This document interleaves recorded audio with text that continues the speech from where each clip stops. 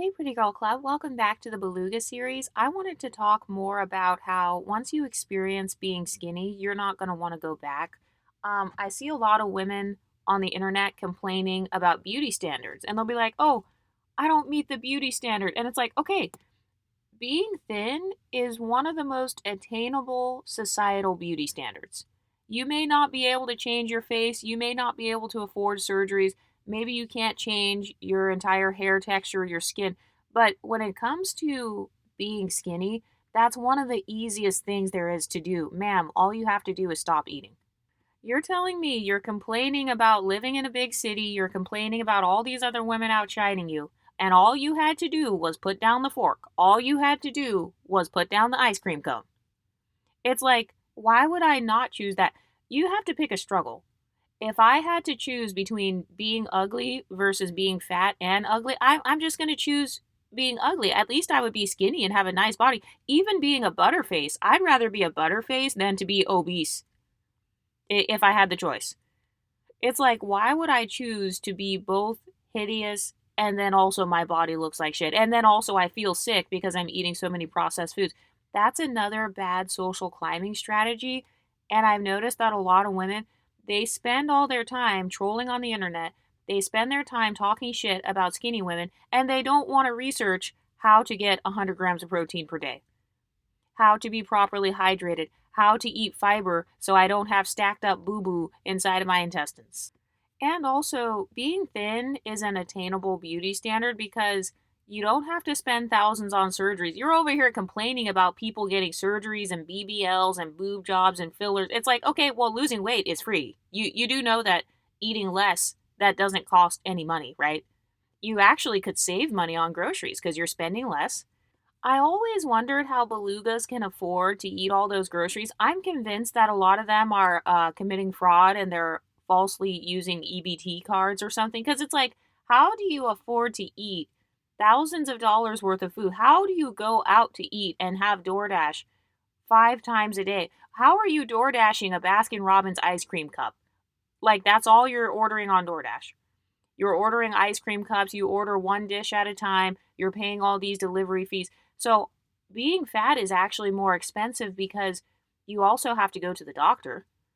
And then you have to pay for a scale that can actually weigh you. So, like, that costs more money because you have to get a fancy scale. And then when you're a beluga, you also have to pay more for clothes because you're always burning a hole through your leggings. You're starting a fire with your inner thighs. There's a hole in the middle of your leggings. You tried to go to yoga class and do the downward dog, then you popped out of your leggings. So it's like being big is actually more expensive. So why would I pick that struggle?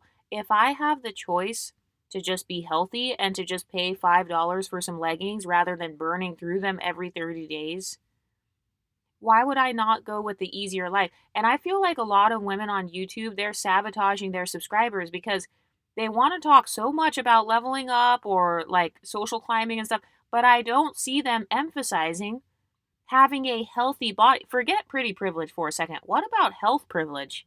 What about being able bodied? Because obesity is actually self inflicted. You literally ate yourself into the grave or you ate yourself into a wheelchair. Have you ever been to the airport and then there's a big person and then they have to request for a wheelchair, but then they can't even get pushed around in the wheelchair by the airport staff because they're too heavy?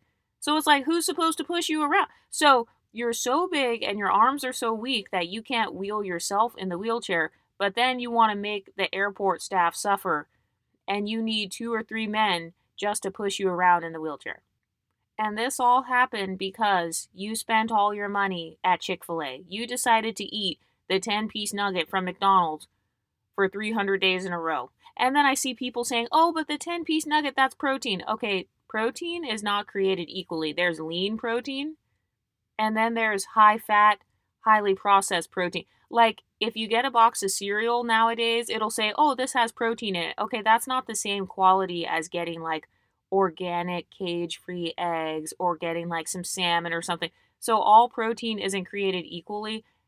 Also, why is it that whenever I make these videos, there's always somebody arguing and saying, oh, well, no, that's not healthy. How are you going to tell me about health? I'm more healthy than you. You're the standard of being unhealthy. I'm the standard of health in the United States of America. According to the medical facilities, I am at a healthy weight. And by the way, I need to make more beluga videos because the belugas, they got one of my videos taken down. It was a video from a few months ago. They said that the video was encouraging self harm. Okay, so apparently not being obese, that's self harm now. And it's like, ma'am, if a video makes you want to harm yourself, you were already mentally ill. Like, how are you going to blame your low self esteem on your phone? I only exist in your phone. Let that sink in. You don't know who I am. I don't know who you are. The only way that I even exist in your life is because you're looking at me through an iPhone right now.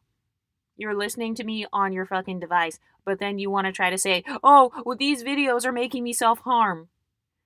And I feel like there's nothing more triggering than being pretty and also being skinny, like being at a healthy weight. That's doubly as triggering. Because, like I said, when you're pretty, you're already treated like a celebrity. So if you have the face card, even if you're not skinny, just being pretty, you're already going to be treated like a celebrity. So then let's say you add on to that also being thin. Now you're treated like a celebrity and you look like a fucking celebrity. And I see a lot of people, they'll say, oh, well, nobody really cares. Men don't care. Okay, well, guess what? My whole life doesn't revolve around men. So when I have a healthy body, I'm not going running because Scott likes women who are skinny. No, I'm going running because I actually want to be healthy, regardless of whether men like it or not. So I see a lot of belugas, they'll try to make this defense where it's like, oh, well, my man likes my big ass. My man likes my big titties. My man likes my stomach. And it's like, okay, just because your man likes something, that does not mean it's healthy. Men also like to eat Cheetos for breakfast, lunch, and dinner. Does that mean that that's healthy? Men like to play video games and be corn addicts. Is that healthy? So why are we making men the standard for what we should do with our bodies? And the reason I talk about like pretty privilege and thin privilege, it's because I'm a really big believer in my body, my choice. My body is the one thing that I have control over. It's the one thing where I can actually make the choice. I can't really control American beauty standards or the media or like what other people do, but I can control what I put in my body. And every bite that I take, it's either making me look better or it's making me look and feel worse. And I've also noticed this talking point where a lot of people, they don't like when a skinny woman makes content about being skinny because they have this mindset where it's like, oh, well, she thinks she's better than me. No, you think I'm better than you. That's why you're triggered. You're just mad because it's a skinny woman that's talking. And by the way, being thin, it's one of those things that's so easy that a lot of people don't do it because I feel like it's not the hardest thing. It's more so like you have to be a consistent person if you want to be skinny because you have to wake up every day and make the choice to eat the salad or eat the chicken. I am currently training myself to like chicken right now. So far, I found a couple of types of chicken that I like. So I like chicken salad. I just ate some yesterday with like it had cranberries in it. It had like I don't know, it was really good. I had it with crackers. So that's one of my skinny girl habits I've been doing. And then also I figured out that I like smothered chicken.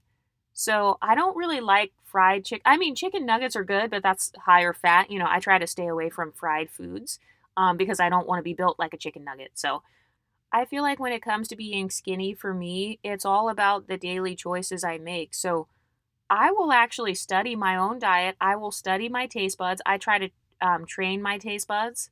So I just got a rotisserie chicken yesterday from the deli. It's like, so they have these mesquite barbecue rotisserie chickens, and it's actually really good and it smells good whenever I walk into the store. So I decided that that's one of my skinny girl hobbies. A lot of big girls, they do big girl hobbies, such as drinking slushies. And I've noticed that they love slushies. Has anybody else noticed that? A lot of women who are belugas, they love those slushies. Anything with a big gulp cup. Like even the Stanley Cup trend.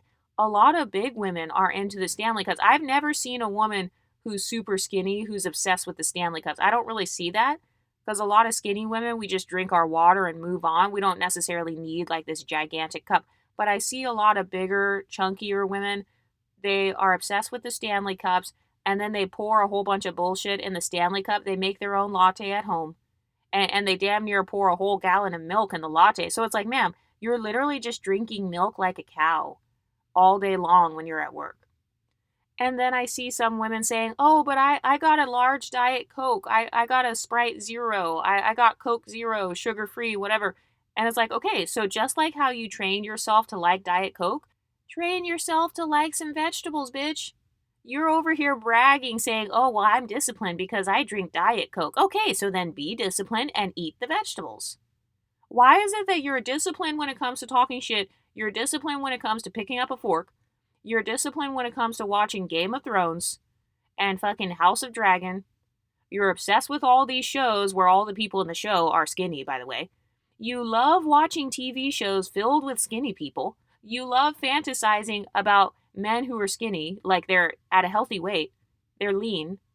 So you've got all these obsessions. You're disciplined when it comes to standing other people and also stalking people. But then suddenly when it comes to eating vegetables, you can't do that. But then you want to brag about drinking a Coke Zero. Big whoop, bitch. Congratulations. And I already know people are going to be like, oh, Exoticals United, you're being mean. Okay, well, I don't have to be nice. I didn't come on YouTube to be nice. I didn't come on YouTube to prove that I'm a nice person. Also, everything I say on this channel, these are things that I've been through myself. Nothing I say on here is me speaking from a high horse. I have been a beluga myself. I've been a pick-me myself. I've had inferiority complexes myself. Everything I talk about on here is from my life experience. So instead of trying to put yourself in competition with me, why don't you just eat an apple? Name 10 fruits and 10 vegetables that you enjoy eating. Ready, set, go. I'll wait. A lot of belugas, they can name 10 fast food restaurants. As a matter of fact, I think Restaurant Week is going on right now, or it just passed. There are a lot of people who are obsessed with Restaurant Week. They want to go to all the fanciest restaurants so they can be seen. It's like, girl, you're not even going to get in. You're probably going to get dress coded at the door because you're wearing a tight see-through dress, looking like the Pillsbury Doughboy when you walk up to the Cactus Club or whatever, all these little exclusive buildings and stuff where everybody can't get in. So has anybody else noticed that? A lot of women who are hella big, they're obsessed with what skinny women can get into. Like, oh, well, she got in the section and I didn't. And then they try to blame colorism when really it's actually fat phobia. Why are people obsessed with colorism, but then they don't acknowledge that they are actually experiencing fat phobia? I've noticed that in America, a lot of women, they conflate colorism with xenophobia and fat phobia. But that's a whole different video. All I'm trying to say is, out of all of the struggles that I could have in the United States, why would I choose being fat? Not to mention that we are, what, the fattest country in the world or one of the fattest countries? So you want to brag about being Polynesian. You want to brag about being Jamaican. You want to brag about all your background, but then you don't look like a fucking hula dancer? Bitch, you ain't a hula dancer. You ain't Moana, bitch. You're over here bragging, oh, well, I'm from the islands. Oh, well, I'm from this place. Oh, well, my family's from here. Okay, so then represent them. You are disappointing your ancestors right now. Your ancestors are cringing right now. And a lot of people, they want to clout chase off of their heritage. And it's like, okay, but the way that I'm going to clout chase, bitch, I am the clout chase. People clout chase off of me. People want to look like me. People want to claim me as being a part of their communities. So that actually is the flex, not me having to clout chase on everything else because at the end of the day, I don't have the face, I don't have the body. No.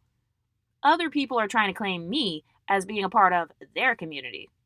People are bragging, saying that their family members look like me.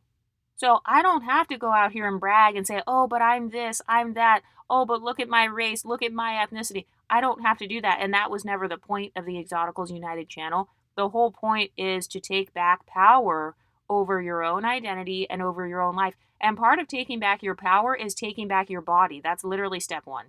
That's step one. And I never thought that I would be talking about this. I never thought I'd be talking about like thin privilege and stuff. But you guys really like when I talk about it. So I'm going to keep talking about it because, yes, I do enjoy being in shape. And then people will be like, oh, well, she's not that pretty. She's just in shape. Okay, and being in shape is awesome. Being healthy is a good thing. Can you say the same? You have so much shit to talk about people who are thin. Why aren't you flexing that big old stomach? We just saw the photos from InvestFest in Atlanta where A bunch of women went to a singles event. They were standing around awkwardly. They were standing with their legs crossed, trying to hold their thighs together. They were trying to suck in their stomachs, trying to stuff their fupa into their jeans. There was so much going on at that singles event. Just imagine the level of anxiety. I mean, I can't imagine how anxious I would feel. Forget the single event, because I've never been to a singles event, but it's like, just imagine walking around in 90-degree heat and then you have a big stomach as well. I mean, that sounds uncomfortable. I have to stuff my fupa into my jeans. I have to try to stuff my muffin top into these tiny shorts. Then I have to try to put on a double reinforced bra. And then, now I got the back fat hanging out of the bra. Now my shoulders are hurting. My neck is hurting because my boobs are just like sucked into this zip up bra that I paid $100 for. And then they charge people. They literally make you pay $100 for a bra when you have giant boobs. And it's like, okay, now I have to pay more money. So not only am I more hot during the summer, I'm sweating for no reason. And why does nobody talk about this? A lot of big women are sweatier than normal. So you're over here bragging about having a big booty. Okay, well, but you're walking around with sweaty butt cheeks 24/7. You're literally dripping in sweat all the time because that, walking around the office, that's the most calories you burned all day. So why does nobody admit that? When you're super big, a lot of big women get hella sweaty, their skin gets hella oily because, they're sitting under the hot lights. I've never heard anybody complain about hot lights except for big people. They'll be like, oh, it's just hot in here. Oh, the lights are just hot. Ma'am, you think everything is hot. Like, why are you always overheating? I would never choose that life for myself. And a lot of women who are not pretty privileged and they're not thin privileged, they want to discourage you from being skinny. It's like, well, yeah, you've never had thin privilege. So, of course, you say it doesn't matter. You've never had a flat stomach a day in your life. So what do you mean? Oh, nobody cares. Oh, it's not a big deal. No, you are projecting. You don't care. It's not a big deal to you. And that's fine. Everybody has different priorities. Your priorities are eating potato chips. My priority is having a thin stomach. Okay, we're even. So just because you haven't experienced thin privilege or what it feels like to be healthy, how it feels to take some clothes off the rack or to order some clothes online. A lot of women talk shit about online shopping because they can't do the online shopping. You're bad built. So of course you can't just order a $2 shirt off Shein and then it looks cute. No, you can't do that. Because you got all the rolls you have to cover up and then, then there's a stretch mark here, then there's cellulite there. And I already know somebody's going to comment and be like, oh, well, Exoticals United, you can be skinny and have cellulite. Okay, but is eating processed foods all day long, is that helping your cellulite? Suddenly you want to be the skincare expert. Oh, well, anybody can have cellulite. Anybody can have stretch marks. Yeah, but my diet contributes to me actually having a better skin tone quality as well and better, thickness in my skin.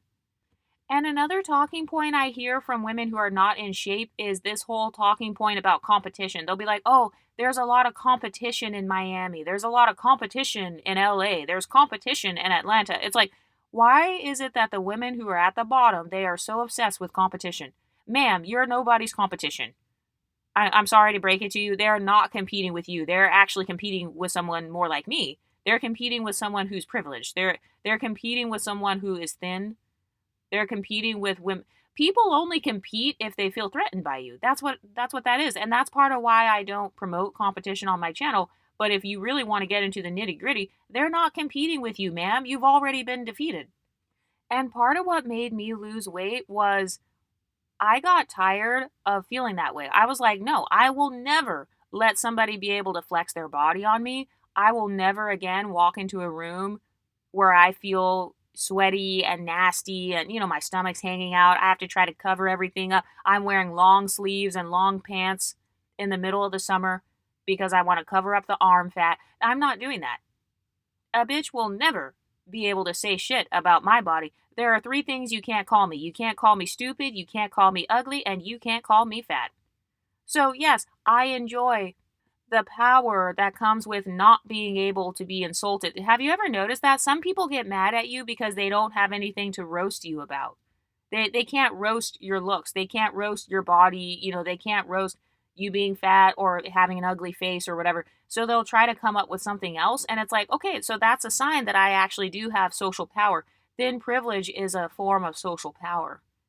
Society worships thin people. And when I say thin, I'm talking about being a healthy weight. I'm not talking about like anorexia or whatever.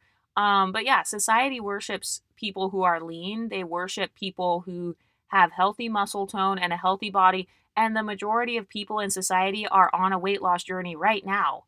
Bitch, you were just looking up Ozempic the other day. And now suddenly, oh, well, I don't really care about weight loss. No, you do care about weight loss. You're just trying to pretend that you're confident. You're trying to pretend that you have body positivity. True body positivity is wanting to be healthy.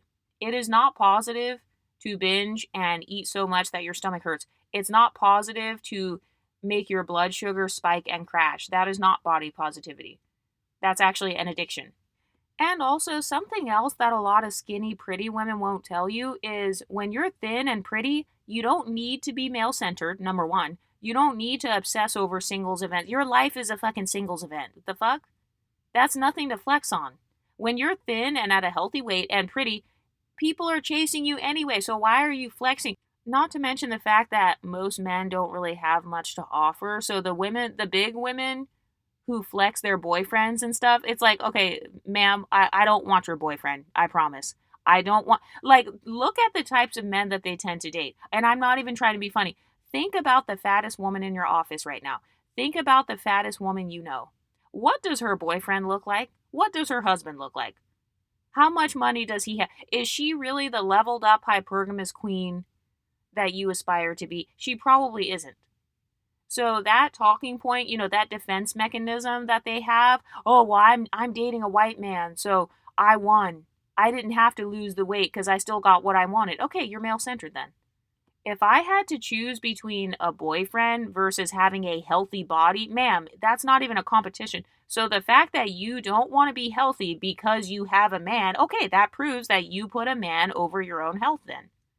So you are willing to neglect yourself. That's what your whole life goal was. It was to go up the marriage escalator, because they put relationships on a hierarchy.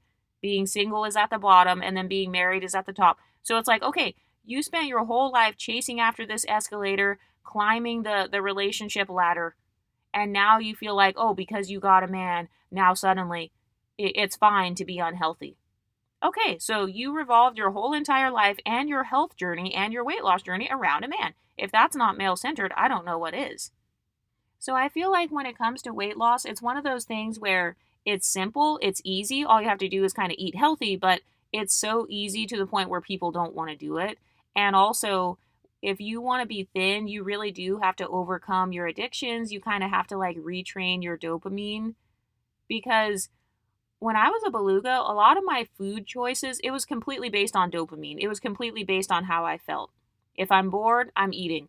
If it's raining outside, oh, I'm eating. I have to order DoorDash because, it's cold and rainy outside, so I got to order some pizza.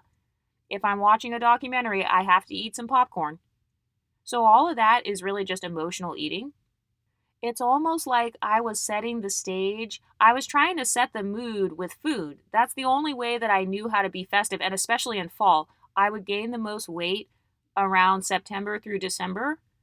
That was when I would gain the most weight because I wanted to celebrate fall. So I was having the pumpkin spice lattes every day. Then I had the caramel apple cider with the whipped cream. Of course, I had to put the whipped cream and the caramel on top of it, the caramel drizzle. So I was doing all that just to set the mood. And it's like, no, bitch, I am the mood.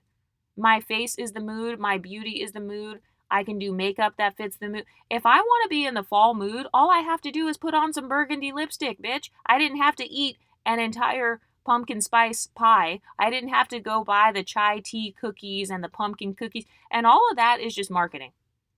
You know damn well you have not been thinking about pumpkins all year round. Now suddenly you want to act like you're obsessed with pumpkins, then eat an actual pumpkin then. Do you even eat pumpkin? You probably don't. If you wouldn't eat pumpkin by itself, then you probably don't like pumpkin that much. And by the way, I am a person that eats pumpkin by itself. So you can't say that about me. Because I would eat like the puree pumpkin. It sounds kind of nasty, but I've done it before where I've ate the pumpkin out of a can because I was trying to figure out a way to eat, kind of like mashed potatoes. I like that texture of food, like mashed potatoes, yams, mashed yams, mashed sweet potatoes. So because I like that texture, I figured out that I could just eat the mashed pumpkin and then drizzle some cinnamon over it, or, I can put some 0 calorie maple syrup on it and then put a little bit of cinnamon on it. And that is my way of celebrating fall. Why is it that the only option for celebrating the holidays is, oh, I just have to eat like a beluga? No, that is a form of social sabotage. There is a war going on right now for your brain. There is a war going on to brainwash you into being leveled down. And so, you know what? Exoticals, let the other women, let them be the standard for being unhealthy. Let them stay obese.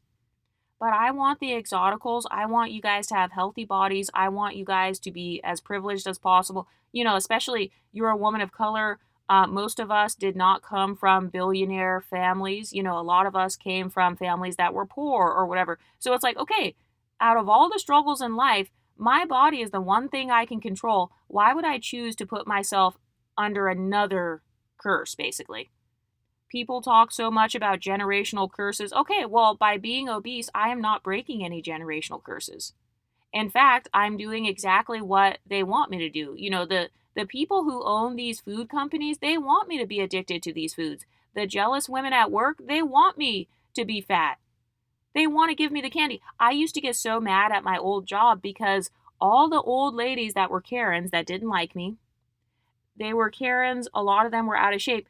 They would always try to give me the leftover candies.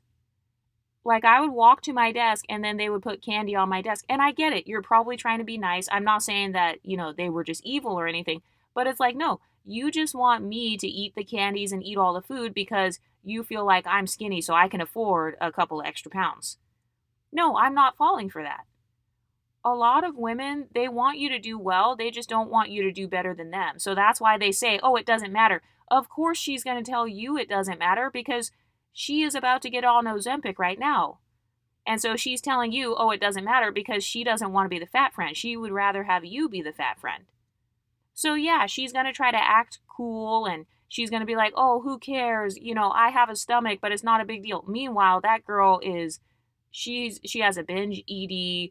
She's over here looking up Weight Watchers. She's looking up Ozempic. She's probably trying to save up for Ozempic right now. She is going to get cryotherapy. She's going to the spa. She's secretly going to the gym behind your back and you don't know. But then she's telling you, oh, weight loss doesn't matter. Oh, body positivity. Girl, bye. You were just at the gym yesterday trying to squat 250 pounds. Get the fuck out of my face. So I don't listen to women who try to tell me. And it's also like, why are you trying to control what I think matters? Like, what is wrong with you? If body weight really doesn't matter, then you wouldn't care about my body weight. If size truly didn't matter to you, you would not be triggered by me wanting to be thin.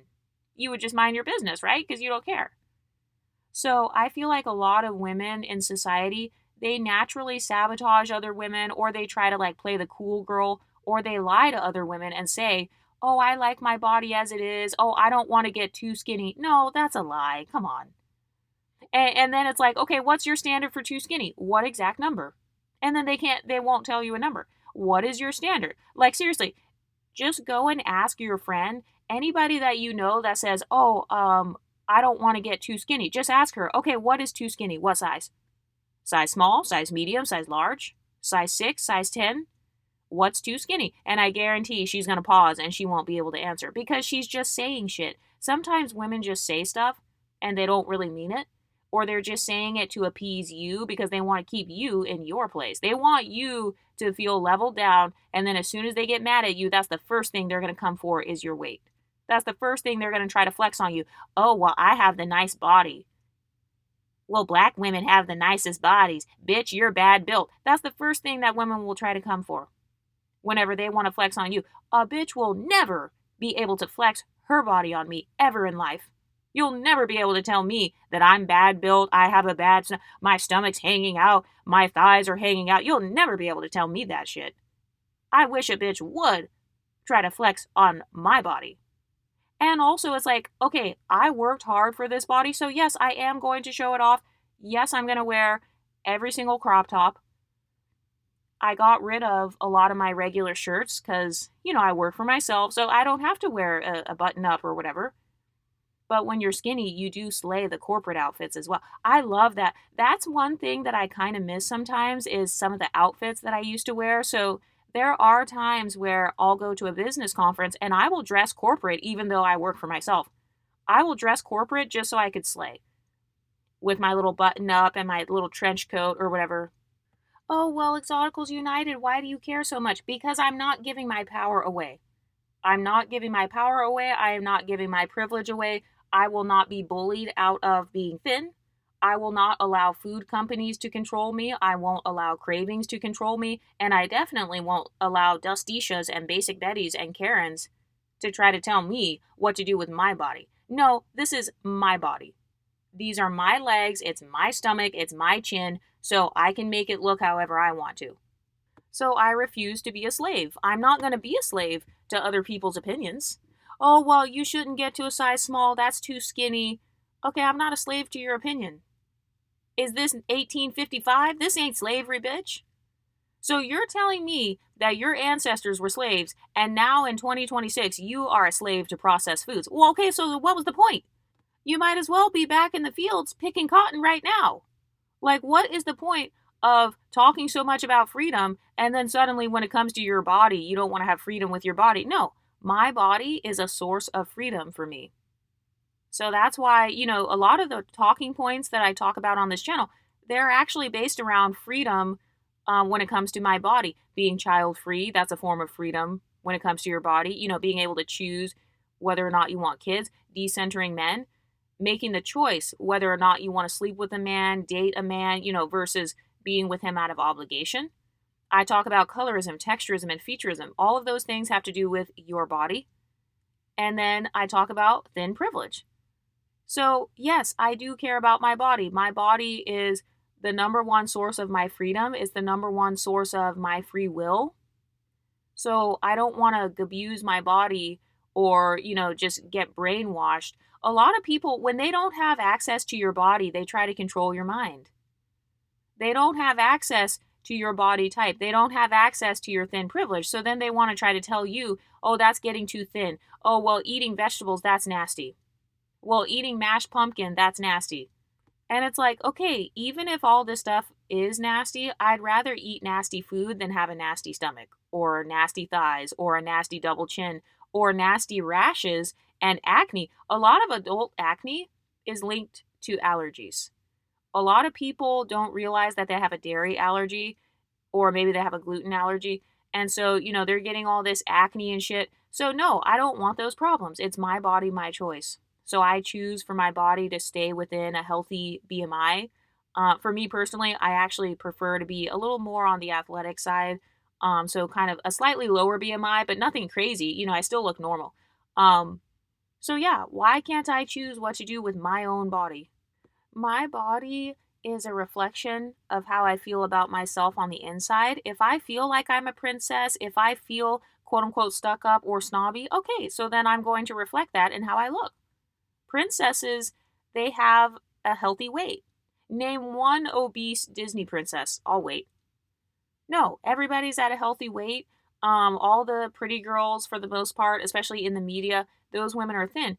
And pretty privilege does trickle down as well. So if I look like a celebrity, all the beauty icons that are worshipped in the black community, they're all thin. Aaliyah, she's skinny as fuck. What are you talking about? So you have all this shit to talk about my body. Oh, she has no ass. Meanwhile, you're over here worshiping Aaliyah, who looks like she's 100 pounds. She has a full-blown six-pack. Janet Jackson, Ciara, these women have full-blown six-packs. You're over here worshiping women who are thin, but then you want to try to convince me that being thin is not a big deal. No, actually it is a big deal, because being thin, every single icon throughout society has been a woman who has a healthy body. So by becoming healthy, I am becoming iconic, and you will not be able to stop me. Oh, Exoticals United, you're doing too much. You're too intense. Like, I've been told by people before that I'm very intense. And it's like, okay, at least I'm using my intensity for something healthy. Like, I think I told you guys before how one of my friends from my hometown, she wanted to get in shape like me. Like, she wanted her body to be built more like mine. And I was like, are you sure? Like, are you sure you want to do the same routine as me? Because, my routine, some people don't really like it. And she was like, yeah, let's do the same routine. And at the time, I used to go on hikes every Saturday. I could hike for like 6 hours because it was fun. It literally was fun. I would get my earphones. I would get my umbrella. I would go in any sort of weather. I did not care what the weather was. Sometimes I would walk from one city to another because I'm just walking. I'm just listening to my little music or whatever. I would just go out, or I'd go to the water or whatever, go to the lake. And then, I got told, oh, well, that's too intense. Going on a hike once a week is not intense for me because I'm an athlete. I'm athletic. So just because you can't achieve, it's always the people who can't do it who say you're doing too much. Has anybody noticed that? Oh, you're doing too much with your makeup. You're doing too much with your hair. You're doing too much with your workout. And you're doing too little, bitch. How you like them apples? Who gon' check me? You're doing too much. Okay, who gon' check me? You can't stop me from being healthy. And that's the real reason that women get mad. They can't stop your progress. That's why they're upset. And then also they can't control your mind. Have you ever noticed that society in general, they're the most obsessed with controlling the pretty women, the pretty, healthy women? I don't see people trying to control the undesirable women. I don't. I see them trying to control the pretty women the most, the women who are thin, the women who have healthy bodies, the women who are smart, they've got a strong mind, they've got stuff going for themselves. They try to control those women. And they'll say, oh, we don't care about your achievements. We don't care about this. We don't care. It doesn't matter. And it's like, of course you're saying it doesn't matter because you can't do it. Of course you think that this particular privilege doesn't matter because you've never had it. You've never experienced what it's like to be on the other side. You've always been on the side of women who are a little bit chunky. And yes, being a little bit chunky makes a difference compared to being thin with a six-pack, for example. It makes a difference. There's a difference in how you feel in your body. There is a difference in how you're treated, especially if you're wearing crop tops or anything that shows like your abs and stuff. Yeah, there's a difference. So of course, the girl with the chunky body, the chunky girls I've noticed tend to be very aggressive about it as well. I'm like, why is it that the chunky girl who's only 20 pounds away, why is she the most aggressive? A lot of women who are extremely big, they're just kind of like, whatever, I'm big, I'm fucked. But a lot of the girls who are chunky, I call this the almost crowd. She almost had a flat stomach. She almost stayed on Weight Watchers. She almost could afford Ozempic. She almost lost the weight, but then she couldn't. So then she gets mad when you actually lose the weight and you actually have that flat stomach. You didn't have to pay for the tummy tuck. You didn't have to, get the skin or whatever, or have them cut off your skin so that it's like it fits your body or whatever.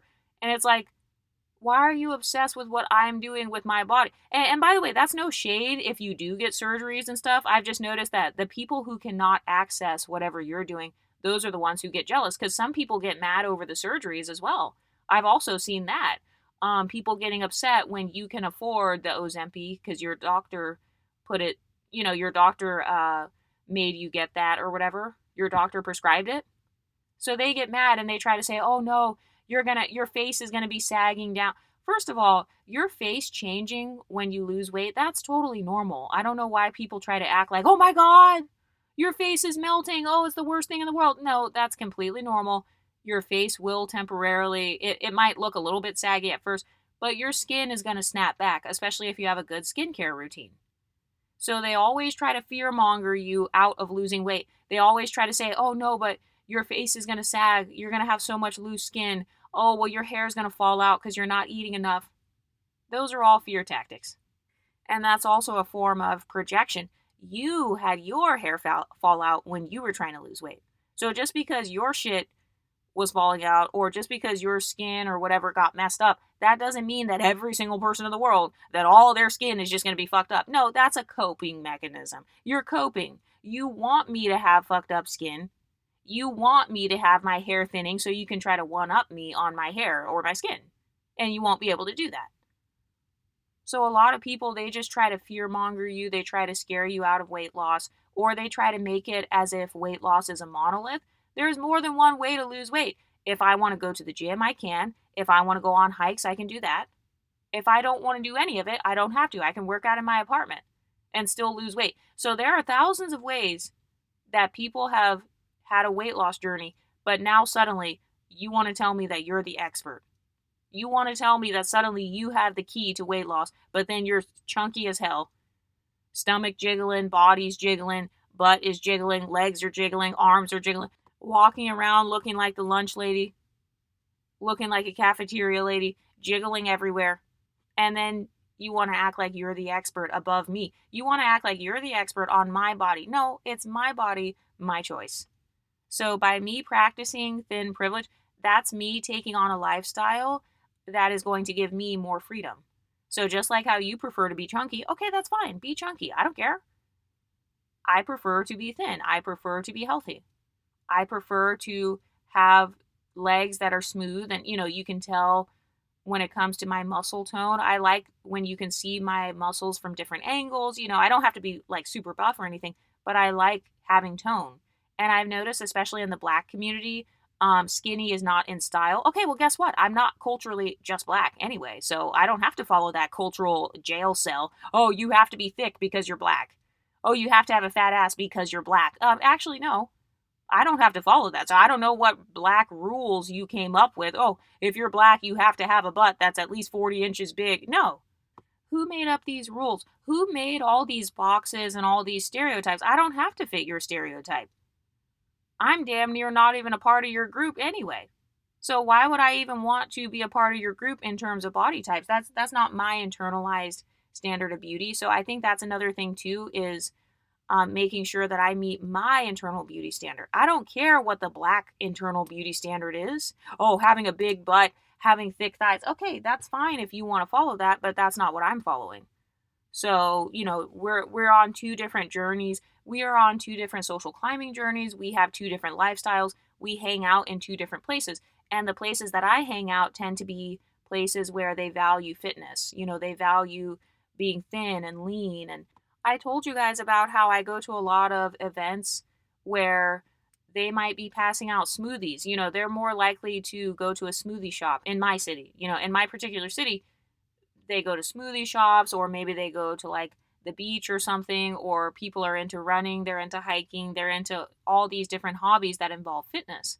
So the beauty standard that a person is chasing after, that can sometimes be cultural, and that's okay. I'm from a different culture than you. I'm not from fat culture. I don't really understand it. I don't really have a desire to be a part of big girl culture or plus size culture. That culture never resonated with me anyway. The mindsets and the talking points that they have don't resonate with me. I prefer kind of like this uppity, snobbish, bougie, that those types of talking points actually resonate more with me. And so I associate being bougie with also being thin and being at a healthy weight. And I'll never apologize for that. And when it comes to beauty standards, like getting surgeries and nose jobs and all this kind of stuff, if I wanted to get some sort of surgery, first of all, I would lose weight, because the way that your face looks when you're big is totally different than when you're smaller. So I've noticed a lot of girls, they will get like nose jobs or fillers or whatever. And then it's like, well, in reality, you could have just lost weight. Or maybe you did lose the weight. And so now your surgical results look different because your body's at a healthy weight. So I just feel like out of all the beauty standards, weight loss and health, that's a very attainable beauty standard. I mean, you could be health. Look at people in poor countries. A lot of people in third world countries are at a healthy weight. And I'm not talking about people who are starving. I'm talking about people who live in like Dominican Republic. They live in Puerto Rico. They live in Mexico. They live in all these cities where their main diet is like fruits and vegetables and, just fresh foods and stuff. So I feel like being at a thin, healthy weight, it actually is very attainable. There is not a huge barrier to entry in terms of money, because you don't necessarily have to get a surgery to lose weight. You can just walk and take 10K steps and just eat less food, or just eat more whole foods. So why would I not choose that? Why would I overcomplicate my life? Being big, I feel like that's a form of overcomplicating your life. Why are you overcomplicating it? You have to pack 2 lunches to go to work, and then you have to also pack your snacks. Then you also have to eat breakfast at work. Then you also have to eat when you're on the bus, and you have to eat in the car. You're overcomplicating it. I feel like being thin is actually pretty simple. It's all about, calories in, calories out. How many calories do you eat per day? And I see some people, they'll be like, oh, I don't calorie count, or, I don't do this, I don't do that. Okay, well, your weight loss journey, that's a personal thing for you. Some people don't count calories, some people do.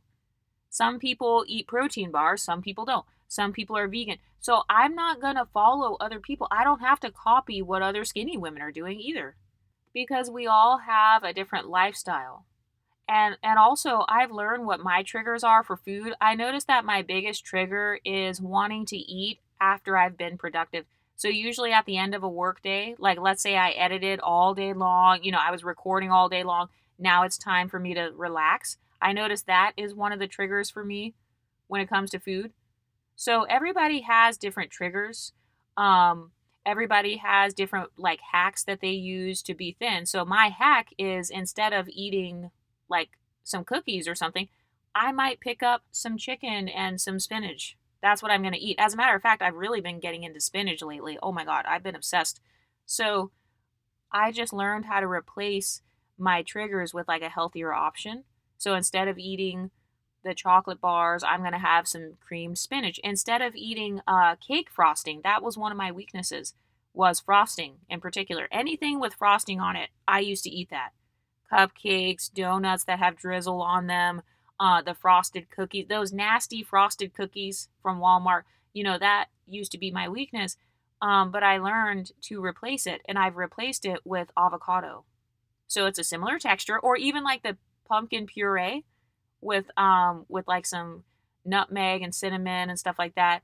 Maybe even some stevia if I'm really craving a sweet taste or something. So I've learned how to replace the textures, because sometimes you're not craving that actual food, you're just craving a texture. You just want something cold and sweet. Okay, so you could have had some chilled watermelon instead of a popsicle. Like, I never really had a problem with popsicles, and part of the reason why is because I eat a lot of chilled fruit. So, like a cold, crisp apple, or like, if I'm craving a texture like crunchy, I used to crave crunchy textures. I've learned how to make it work for me. So instead of eating 5 cups of trail mix because I want something crunchy, I would eat like stuff out of the air fryer, because the air fryer helps the vegetables to become crunchy. So I would make like asparagus. That's a really common thing that I would do. Making asparagus in the air fryer, and then it becomes kind of crunchy on its own. And another rule that I have for myself is, when it comes to vegetables, I can do anything I want.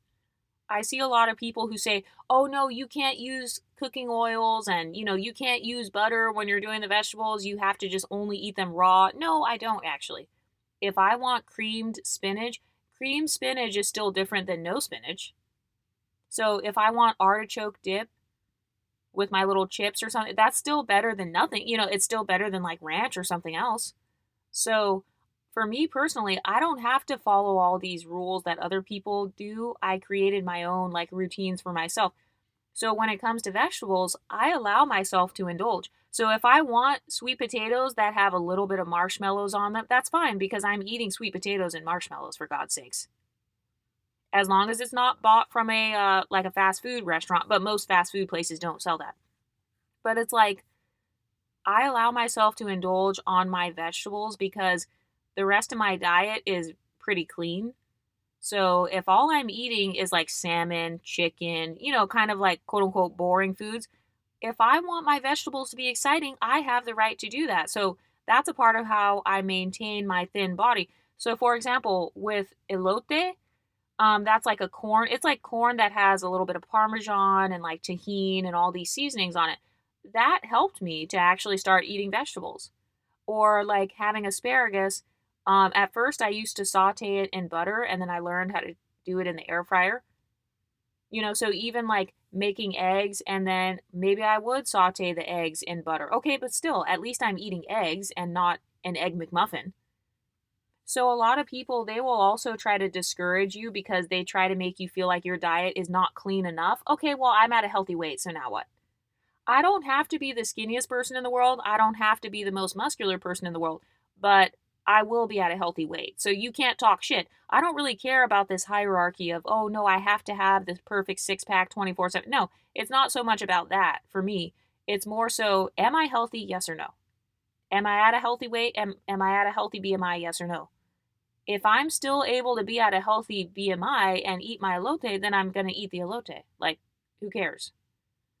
So I think a lot of women who are belugas, they overcomplicate it and then they try to go from 0 to 100. If you're eating cereal and Pop Tarts and shit, and then suddenly you try to go raw vegan, well, yeah, that's going to be more difficult.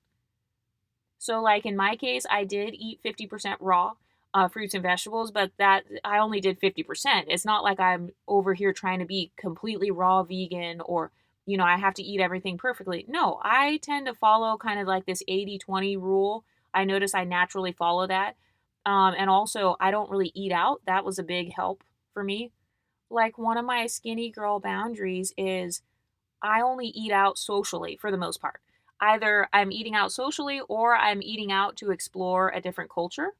So let's say I want to try, I don't know, I want to try Puerto Rican food or something. Okay, then, that's something I would do maybe once a month, once every couple of months. But eating out is definitely not a daily habit for me because a lot of restaurant foods are high sodium. So I try to watch my sodium as well. Because my body, I notice I do have some symptoms sometimes if I eat too much salt or too little salt. So I try to watch that as well. Um, but a lot of restaurant foods, they're high sodium, they've got hidden calories. Some of them are super greasy. So not going out to eat every day, that helps me. A lot of people say, oh, you can go out to eat once a week. No, I don't want to go out to eat once a week because that's too much for me. That just doesn't sound fun. Also, it can make my stomach upset. That's another thing. A lot of belugas don't listen to their bodies. They're not listening to their body's fullness cues. They're not listening to hunger cues. They're not examining how they feel. So the way that I started doing that was I actually used to journal about how I felt like an hour after eating. So let's say I messed up and I binged on cookies. Okay, well I'm going to do a journal entry now. How do I feel after I ate the cookies? Did I achieve what I wanted? Do I feel super happy and like excited now? No. And so I think that for some women, they have a lot of unprocessed emotions. They haven't processed how they feel about food.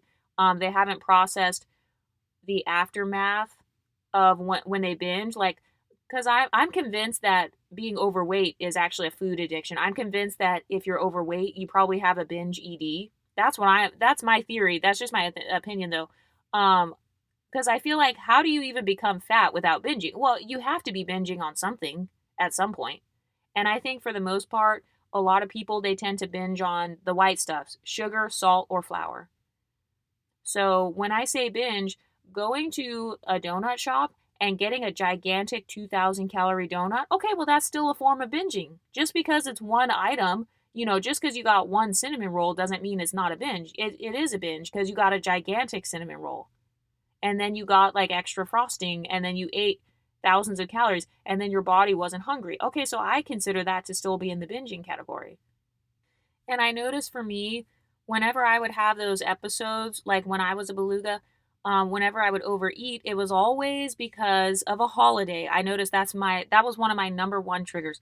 If it's a holiday, I would just turn into a whale. That's it. Because it's 4th of July. Like 4th of July, I would eat everything. Everything at the cookout, I'm eating it. If it's Christmas, oh, it's over. I'm eating all the cookies. I need to taste everything. And it's like, why do you have to taste everything in order to celebrate Christmas? Why do you have to get a full plate of every single dish? That's a scarcity mindset. Oh, well, it's Christmas. This is the only time I'm going to have all these foods. This is the only time I'm going to have like these Christmas cookies. And then I noticed another trigger for me was when the food looks pretty or when the food looks really good. That's like a psychological trigger. That's why when you go to a restaurant, they try to make the plate look all pretty and they try to place your food on the plate to make it look really good versus just like slopping it on there. So that used to be one of my triggers too. Oh my god, this mac and cheese just looks so good in the pan. So I have to try some. I have to get a giant scoop. And then even the serving utensils that they give you at like a potluck, it's always a giant spoon, it's always a gigantic spatula. I don't need to eat a full spatula filled with mac and cheese, greasy ass mac and cheese. That doesn't make sense. So I think that it's partially brainwashing, it's partially the utensils that people use. you've been brainwashed into thinking that you need a full spatula of lasagna. That was another one of my triggers. Anything that was cheesy. I used to be addicted to cheese. That was one of my biggest, and part of it goes back to my heritage and culture and everything. I never talked about what my full background is on this channel, but yeah, I used to be addicted to cheese. I loved all the different types of cheeses. Gouda cheese, blue cheese. I mean, there's no cheese that is nasty. And I still agree to this day. To this day, I still feel like there's no such thing as cheese that tastes nasty, except for American cheese, because it's not real cheese. But back in the day, if I saw a pan of lasagna, especially if I knew that it was cheese lasagna, so there's no meat, and this is really some big back shit. Yes, they actually have lasagna where there's no meat in the entire lasagna. The whole thing is just the noodle and the cheese. So if I saw like some lasagna in the pan and I knew it was mostly cheese, oh, I would get the biggest spatula. I would take a full spatula. I would cut not just one spatula full, but sometimes 3 or 4 spatulas full of lasagna. And then I feel like back then I had this mindset where it's like, oh, one spatula full, that's one serving. Okay, well, who told you that? Where'd you get that from? That's not even a real thing. Oh, you're allowed to get one spatula of cake, or the cake cutter thing, like the cake slice knife and how it's in the shape of a triangle. It's like a triangular spatula. Why does my cake slice have to be that big? It doesn't. That's just conditioning. That's just programming. In America, they have these giant utensils, these giant bowls, these giant spatulas. So, part of my background, I'm from the United States, by the way. So part of my background and my nationality, all of that food mindset, part of that actually comes from my cultural background. That's a flaw in American culture, because if you travel to other countries, their serving sizes are not that big. Like if you go to Korea or something like that, they're not going to give you a gigantic pizza.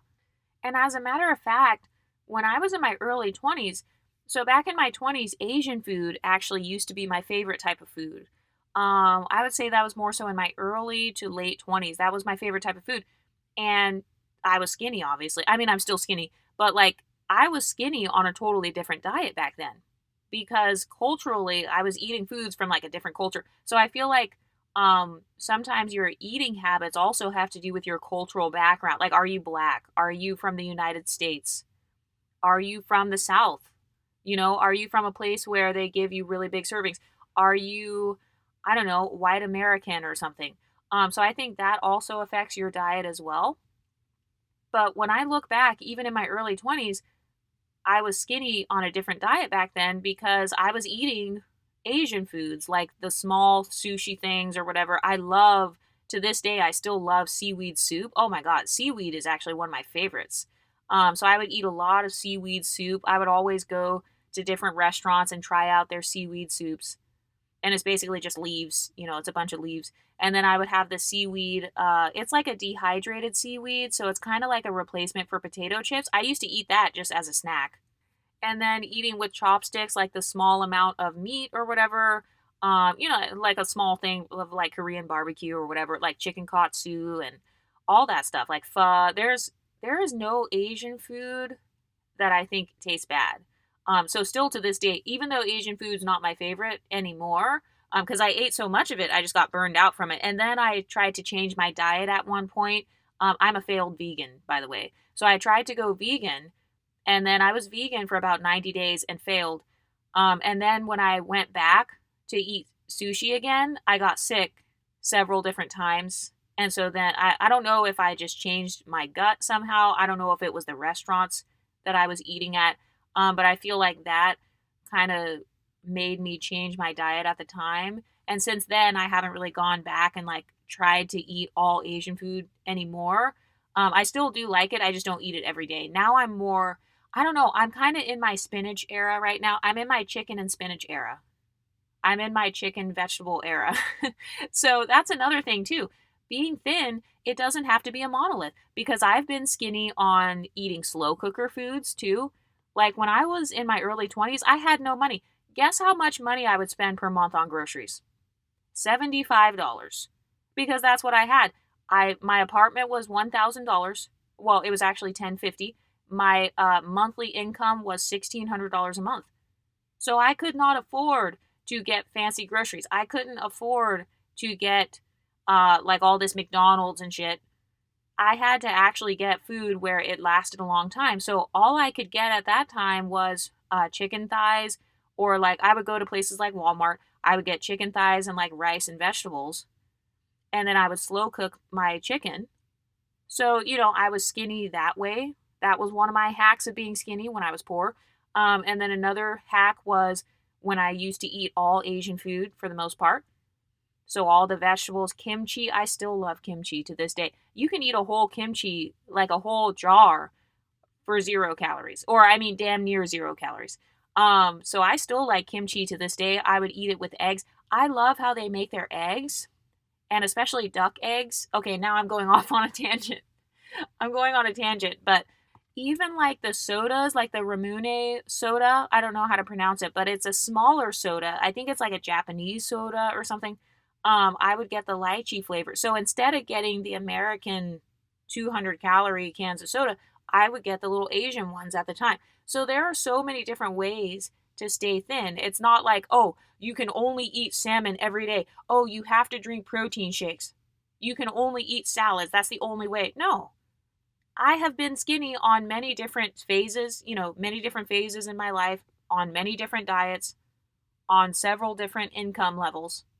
And by the way, the price of food is going up. The price of food is crazy right now. And so it's actually more expensive than ever to be big. So no, I'm not about to spend money on Wingstop. When I was the biggest, I was actually spending the most money on food because I would get Wingstop. That was one of my number one restaurants that made me a beluga. I would get Wingstop every day. I loved their, the fries. I don't know what they're called at Wingstop, but they're like these fries that have sugar on them. Like literally, you can see the sugar and seasoning salt on the fries. So I used to get those fries with the lemon pepper wings because that was my favorite. And I was getting that kind of stuff every day. And then, whatever soda they had. Usually I would get a high C. That was my favorite drink. The high C fruit punch. So I was getting that. I was also eating Shake Shack, which is still one of my favorites, but I haven't had it in years. Shake Shack is kind of like the East Coast version of In-N-Out. So yeah, I loved eating Shake Shack. When I was a beluga, I was actually spending more. Well, Shake Shack is not really expensive, but I was spending more when I was a beluga. But also, now that I think of it, another way that I stayed thin was when I was in college, actually. I actually was able to stay thin eating restaurants. Well, I probably shouldn't promote that. But the only difference, though, was it would take me like 3 days to eat the restaurant meal versus just eating it all in one sitting. So, for example, Five Guys, that is still one of my favorite restaurants to this day. I love Five Guys. I was eating Five Guys, but I would eat it over the course of several days. So I would just have my little fruit smoothie at home, maybe some eggs or something. Then later I would have my leftover Five Guys, so maybe 1/4 of the burger or about 1/2 of the burger, or sometimes even just a few bites because their burgers are huge at Five Guys. And then I would just eat the peanuts that they serve at Five Guys. So, just spreading out my meal over several days. There was also this soul food place. Oh my God, there used to be this soul food place right across the street from where I used to live. And it was, maybe it wasn't soul food. It was jerk chicken. I loved their jerk chicken. I would always get the jerk chicken meal. So it's like Caribbean food, I guess. I love Caribbean food, by the way. So I would always get the jerk chicken and like all the sides and stuff, but I would eat it over several days. So I was just eating a small handful. And part of that was because I had no money back then. So I knew Exoticals United, all you have is $15 to your name. I think I talked about this before, how I walked to Five Guys during a snowstorm and I only had like $15. And instead of just saving the money, I literally spent I literally walked in a fucking snowstorm by myself so I could go to Five Guys and spend my last money on Five Guys. So yes, I was poor back then. So I didn't have a choice. It was not, oh, I'm going to spend all this money for every single meal and then all my snacks I'm also going out to eat. No. Part of how I stayed thin was, look, all I have is this Five Guys, so I need to make it last over the next several days. And then for my other meals, I just eat whatever's in the pantry. So all that nasty stuff that all the stuff that's in your pantry that you say is nasty, the beans, the rice, the pasta noodles, you need to start eating some of that stuff and just eat it in a small like in a small portion, and that could actually help you to stay thin because it helps you to stop being addicted to all the fast food. Then it helps you to be able to control yourself a little bit better. So now, instead of eating the entire Five Guys meal all in one sitting, now you're taking several days to eat the Five Guys meal. You can stretch it out and kind of make it last longer. And that also helps you in terms of money as well. Like maybe you don't have money. So that's another thing too. Why are people trying to pretend like they're rich? Like, I don't see how you have all this extra money to even purchase $2,000 worth of fast food. But I would try to use creative ways to like still be healthy and still feel like I was nourished. So I did a lot of seaweed soup. I've done that before. A lot of the like the Asian food that has the vegetables. So even like the noodle, like not pad thai. I'm forgetting the names of like lo mein. I think that's the name of it. It's been so long at this point. But yeah, like lo mein. I'm actually not a big noodle person. So I never had a problem with overeating the noodles. I know that some people they get addicted to the noodles, but I feel like part of why some women stay belugas is because they're only used to one cultural food, or they're only used to one way of eating, or they've been brainwashed by American culture, by Caribbean culture, by African American, whatever culture you're from. Every culture has flaws. There is no perfect way to eat. There's no perfectly right culture. So I think that you also have to examine your background. Like, how did they eat in your family? Like, what have you been taught about portion sizes? Because the whole portion size thing, once I learned that, the portion control, oh, it was so much easier because I realized, oh, wait a minute. In America, they just give you bigger portion sizes. And especially when you go to a restaurant, the average restaurant dish is about 2.5 times the amount of food that you need. Because that's how they get customers, right? They want to try to convince you to keep going there. So, of course, they're going to show on the commercial a big giant plate filled with food. Of course, they're going to show you a big giant serving of fries. And that's how they get customers. So I had to realize that we have been brainwashed when it comes to portions. We've been brainwashed when it comes to what tastes good. Who told you what tastes good? Like, who taught you that? Who taught you that soul food tastes good? Well, you're probably African American. Who taught you that Mexican food is the best food? Well, are you Mexican? Because, that could be a part of your culture. That's just people telling you that your culture's food tastes good. So maybe you're naturally putting it on a pedestal because people in your family taught you that those foods taste good. I also noticed that I would pedestalize holidays, and a part of that is because I moved out as soon as I got old enough. Like as soon as I graduated high school, I moved away. So I've never lived back with my parents for the most part. I've always lived far away from my family. So I noticed that contributed to me pedestalizing holidays. And so I've noticed that whenever a holiday would come around, doesn't matter what holiday it was, I was more likely to eat a whole bunch of food because I associated food with home and comfort and family and laughter. And, so I tied all these emotions to food. And then, I kind of like, I allowed myself to get lackadaisical around the different holidays. And I think part of it is because I valued being around my family during the holidays, and that was one of my memories was eating food at Christmas, sitting with my mom and dad, and like we all have a big plate of food in front of us, or like eating on the couch with those little tables. The little tables that they set up? It's like a tray table that they put in front of the couch. Like my family has those. So, I'd have all these memories of everybody on the couch and just eating food. So it's almost as if the food itself, it became more than just food. It became a symbol of love and comfort, and it reminded me of my mom or whatever. Like, have you ever wanted to go to a restaurant because their cooking reminds you of your mother's cooking? They're like, especially like the whole jerk chicken thing and walking over in the snow to different restaurants and stuff. Part of that came from that restaurant having foods that reminded me of a home cooked meal. Why did they say that? What is a home cooked meal? What's your standard of a home cooked meal? It's probably something unhealthy. It's probably something filled with grease. It's probably something that is like processed. So I think that's another thing too. I had to unlearn that. I had to realize that no, there are other ways to feel comforted.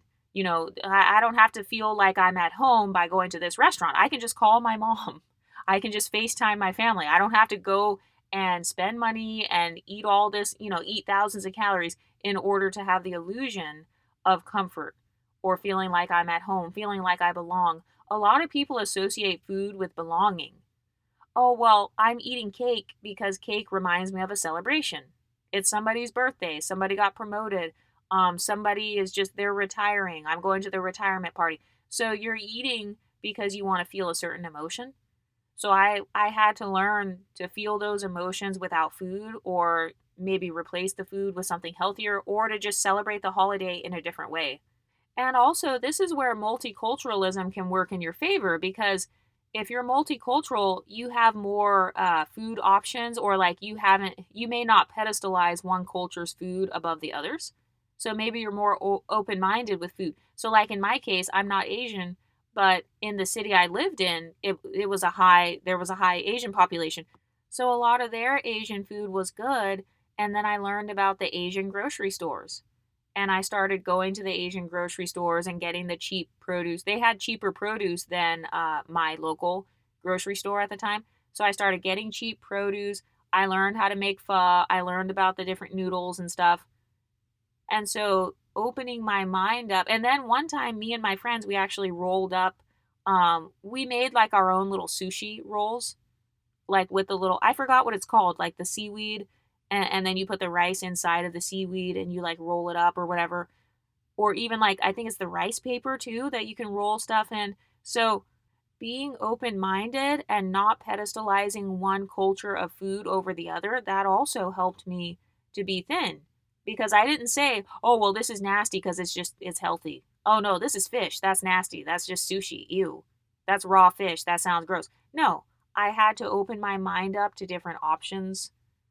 And also, I didn't have a problem exploring different cultural foods, especially if it's healthy. It's more so about finding foods that are healthy, they're lower calorie, they're higher protein, and then I also enjoy the foods. That's really the key, or at least for me, that was my key of staying thin. So then I don't feel deprived because that one type of food is not my only option. And then when it comes to the different holidays, because that was my biggest trigger, was the holidays. I learned how to celebrate each holiday in a different way. So maybe wearing a Christmas sweater during Christmas instead of eating all the cookies, or learning to make a low calorie latte for myself instead of going to Starbucks. Starbucks in particular, that was one of my weaknesses. Every holiday, I always had to go to Starbucks and figure out, okay, do they have any new lattes? Oh, I want to get cinnamon dolce. Oh, I want to get the peppermint mocha. Okay, let me try peppermint white mocha. Okay, let me try the eggnog latte now. I always had to go to Starbucks in particular. They got me so hard. And part of that is because Starbucks, around the time I was growing up, is when Starbucks was growing in popularity and stuff. I know now it's kind of like whatever. Um, but yeah, in my case, I would always go to Starbucks. I had to get the new lattes. So now I've learned that if I want to celebrate a holiday, I can wear clothing that fits the holiday. I can do my makeup to go with the holiday. I can make the vegetables. Prioritizing the vegetables from each culture, that's actually been a huge one for me. So for example, let's say you like soul food. Okay, you can just eat the greens. You can eat cabbage. Maybe you like Caribbean food or something. Okay, you can just eat the chicken, or just eat the cabbage, or eat something that is not as greasy. So in my case, I found my favorite vegetable from each culture. And then if I do want to go to a restaurant, or if I do want to celebrate the holiday somehow, I can just order my vegetable. Like not too long ago, I just got some candied yams, and I know that's very high sugar. But guess what? I got the candied yams from the soul food place. I got that instead of getting an actual slice of cake. So still, there are levels to this. Candied yams, is that healthy? No, but that's still not as bad as eating an entire cake, or, scraping the frosting off of an entire sheet cake like I would have done when I was a beluga. So to go from having cake as my dessert to having candied yams as my dessert, okay, that's still a step up for me. That's still progress for me. So I think that's another big one too. A lot of women who are big, they don't strategize enough on, what kind of taste and texture they're craving and why they're craving it. Why do you crave certain foods? Why? Like in my case, I used to crave fries. Why? Well, it's because of the grease. That's what I discovered. I discovered after analyzing myself what I really wanted was the grease. That was the best part of the fries. It was the fact that they were greasy because I was like, Exoticals United, you can make fries at home. Why don't you make them at home in the air fryer? Well, it was because the air fryer fries did not have grease. So I realized that's what I was craving was something fat, something fatty and warm. Like the temperature, having the warm fries melt in my mouth, and then there's that greasy taste afterwards. That's really what I was craving. So I had to figure out a way to emulate that taste, but in a healthier alternative. So now, instead of the greasiness, sometimes I'll do like a teaspoon of butter, and then I will saute my veggies in that teaspoon of butter. So that's my treat, or kind of like my form of greasiness. It's like a fake greasiness. And then they even have butters that are lower calorie. Some people use the I can't believe it's not butter, or they use a different type of oil, or they have a 0 calorie oil spray, which I've also done before as well. You can get that on Amazon. Your 0 calorie spray. Just spray it on the skillet, and then you just make your vegetables in there. So then you're kind of getting like this greasy taste, but you're getting a healthier version of it. So I had to learn how to replace a lot of the fatty things that I used to eat. But what do you ladies think? Let me know in the comment section, and I'll talk to you next time. Stay pretty, ladies.